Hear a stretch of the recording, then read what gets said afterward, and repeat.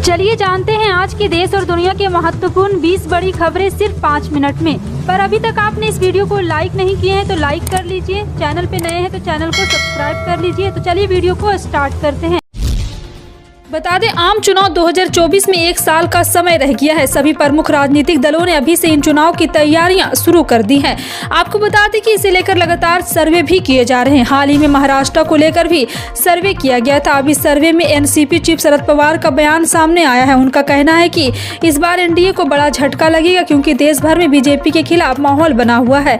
दरअसल India today सी voter की सर्वे के मुताबिक अगर इस समय लोकसभा चुनाव होते हैं तो महाराष्ट्र में यूपीए को 34 सीटें मिल सकती, यानी कुल वोटिंग का 48% शेयर यूपीए के खाते में जा सकता है। इस सर्वे में यह भी कहा गया है कि देश में इस समय बीजेपी विरोधी माहौल चल रहा है। इसे को लेकर पवार का कहना है कि यह सर्वे सच्ची तस्वीर दिखाता, हालांकि उन्हें कहा वहां पूरी कर सकता है, सर्वे पर भरोसा नहीं करेंगे, लेकिन एक नई दिशा जरूर दिखाई है। महाराष्ट्र की सियासत में पिछले साल काफी उथल पुथल के बाद बड़ा बदलाव हुआ था। कांग्रेस, शिवसेना और एनसीपी के गठबंधन की सरकार को सत्ता से बेदखल होना पड़ा था जब एकनाथ शिंदे ने शिवसेना से बगावत कर बीजेपी का हाथ थाम लिया था।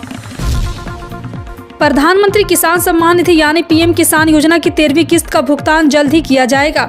पीएम किसान लाभार्थियों की 13वीं किस्त प्राप्त करने के लिए ई-केवाईसी वेरिफिकेशन प्रोसेस को पूरा करने के बाद ही इसका फायदा मिल पाएगा।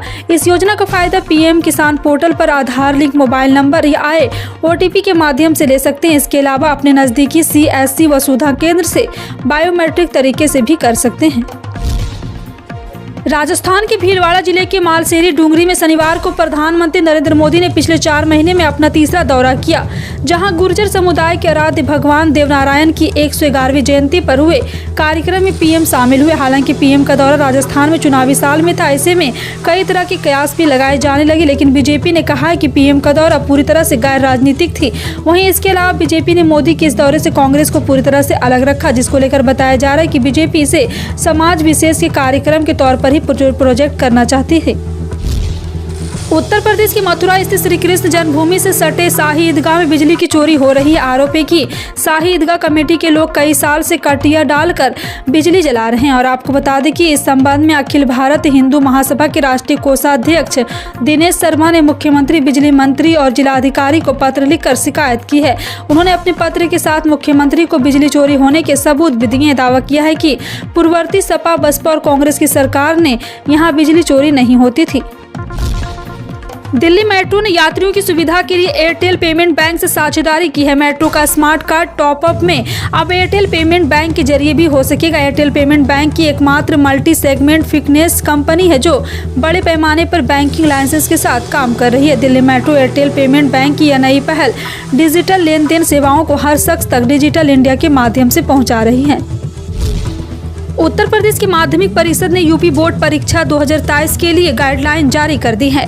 जारी गाइडलाइन के अनुसार यूपी बोर्ड ने इस पर 10वीं और 12वीं बोर्ड परीक्षा 2023 के लिए कई सख्त नियम बनाए। इस बार परीक्षा केंद्र पर पर्यवेक्षकों को भी मोबाइल फोन लेकर जाने की अनुमति नहीं होगी। बता दें कि इसके पहले यूपी बोर्ड ने 10वीं और 12वीं परीक्षा 2023 के टिप्स जारी किए थे, जिसमें छात्रों को परीक्षा की तैयारी और पेपर देने के संबंध में कई सुझाव बताए गए थे।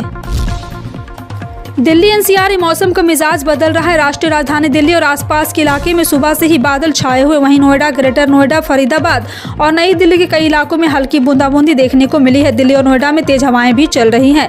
मौसम विभाग के मुताबिक दिल्ली के जफराबाद और Najafgarh, Dwarka, Palam, Safdarjung, Lodhi road, IGI airport, Vasant Kunj और आयनगर इलाके में तेज हवाओं के साथ बूंदाबूंदी देखने को मिली है।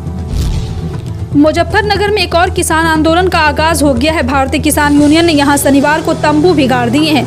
हजारों की संख्या में किसान अनिश्चितकालीन धरने पर बैठ गए हैं। आंदोलन के आधार पर खेती किसानी से जुड़े मुद्दे हैं। और आपको बता दें कि आंदोलन किसान नेता राकेश टिकैत के नेतृत्व में किया जा रहा है।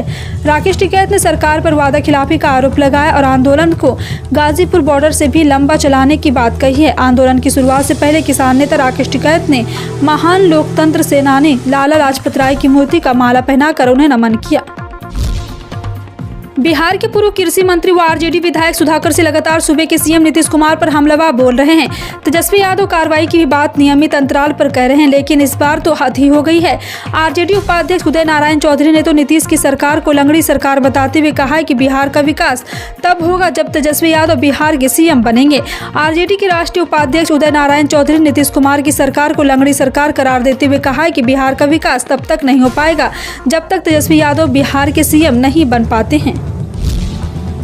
रोजाना की तरह आज सुबह 6 बजे सरकारी petroleum company Indian oil corporation, Bharat petroleum corporation limited और हिंदुस्तान पेट्रोलियम कॉरपोरेशन लिमिटेड ने पेट्रोल डीजल के नए रेट जारी किए हैं। तो एक और रविवार और रात बड़ी खबर साबित हुआ और आपको बता दें कि पेट्रोल डीजल की कीमत में 252वें दिन भी कोई बदलाव नहीं हुआ। आज भी देश में सबसे सस्ता पेट्रोल ब्लेयर में पेट्रोल 84.10 रुपये और डीजल 89.74 लीटर है। वहीं आपको बता दें कि सबसे महंगा पेट्रोल राजस्थान के श्रीगंगानगर में है। फिलहाल आपका इन सभी खबरों पर क्या कहना है कमेंट सेक्शन में टाइप करके जरूर बताएं। इसी तरह की पल पल की अपडेट जानने के लिए जुड़े रहें आप अपने NTS न्यूज चैनल से। मिलते हैं अगली बड़ी खबर में, तब तक के लिए जय हिंद।